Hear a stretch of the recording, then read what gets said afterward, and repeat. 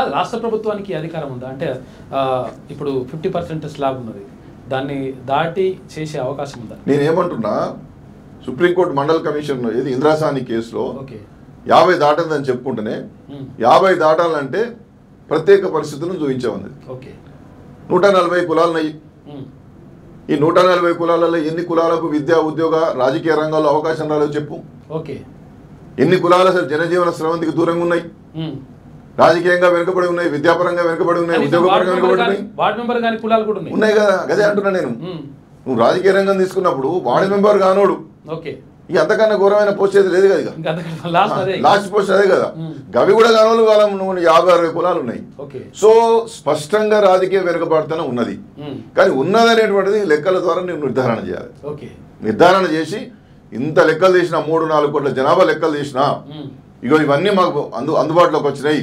ఆనాడు సుప్రీంకోర్టు ఏం చెప్పింది? ప్రత్యేక పరిస్థితులు అన్నది. ఇగో ప్రత్యేక పరిస్థితులు ఉన్నాయి కాబట్టి నేను రిజర్వేషన్ పెంచుకుంటా, నా వాళ్ళకు నేను రిజర్వేషన్లు ఇవ్వడానికి నేను ముందుకు పోతా అని చెప్పి దాన్ని అమల్లోకి తీసుకొచ్చినప్పుడు న్యాయపరమైనటువంటి ఇబ్బందులు వస్తే ఇబ్బందులు రాకుండా ఉండడానికి హైకోర్టు సుప్రీంకోర్టులో కొట్లాడితేనే పార్లమెంట్ దగ్గర పోవాలి, అంటే కేంద్ర ప్రభుత్వాన్ని అడగాలి, కేంద్ర ప్రభుత్వం పార్లమెంట్లో పెట్టమనాలి, 2 సభలు ఒప్పుకునేటట్టు చేయాలి, రాష్ట్రపతి సంతకం పెట్టేయాలి, 9 స్కెడ్యూల్ చేయాలి. అయితే దీని అన్నిటికీ ఏం కావాలి? నువ్వు లెక్కలను మంచిగా తయారు చేయాలి. కులాల వారిగా తీసినావు, నువ్వు ఇంతవరకు అనౌన్స్ చేయలే. గతంలో అనౌన్స్ కాలేదని చెప్పి నువ్వు అన్నావు కదా, నువ్వు చేసినావు కులాల వారి లెక్కలు అనౌన్స్ చేసినావా? ఏమన్నా చేయనిగా. ఇప్పుడు ఆయన 42% లెక్కలే, నువ్వు ఇవాళ ఏమన్నావు? 42% బీసీలకు ఇస్తా అని చెప్పినావు. నువ్వు లెక్కలు తీసినావు కదా, వాటినే 56 అని చెప్తే సరిపోద్దా? మా బుడబుక్కలు ఎట్టున్నారు, మా బహురువులు ఎట్టున్నారు, మా వీరభద్రులు ఎట్టున్నారు, మా బాలసత్వాలు ఎట్టున్నారు, మా గిసాడీలు ఎట్టున్నారు, మా దాసరి వాళ్ళు ఎట్టున్నారు, నువ్వు చెప్పాలి కదా. ఏ కులముడు ఎట్టున్నాడు? విద్యా ఉద్యోగ రాజకీయ రంగాల్లో వాళ్ళకి రిప్రజెంటేషన్ ఉందా లేదా? ప్రపోర్షనేట్గా లేకపోయినా కనీసం సముచితంగా ఉందా లేదా అని చెప్పాలి కదా నువ్వు.